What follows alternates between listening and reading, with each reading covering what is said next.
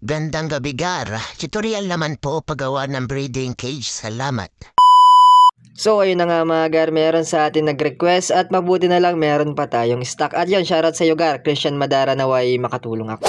Unang-una nga Gar ay magkakad ka lang ng pabox na shape, then kau na bahala sa size Gar, depende na sa paggagamitan mo. At dito nga Gar ay minikos-mekos ko lang. Tiniklop-tiklop ko lang Gar para meron akong guide. So ganyan lang siya kadali mga Gar. At itong breeding cage mga Gar ay pwede sa mga isda na guppies, mollies, tetras, danyos at iba pa mga Gar. Naway nakakasunod ka Gar.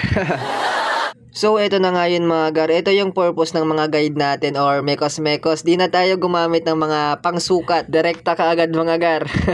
So, yun. Napaka-basic lang Gar. At gumamit lang ako dito ng pangtali na nylon dahil wala akong cable tie mga Gar. Kahit anong pangtali Gar, pwede naman. Kung saan ka sasaya Gar.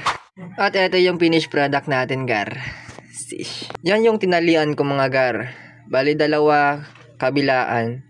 At nasa sa inyo mga Gar kung lalagyan nyo siya ng styro sa taas or panabit or kahit anong maisipan nyo mga Gar. At ito, second option nyo mga Gar. Kung nahirapan kayo sa una, ito napakadali lang mga Gar. So hanggang dito na lang mga Gar, naway nakatulong ako. Sish.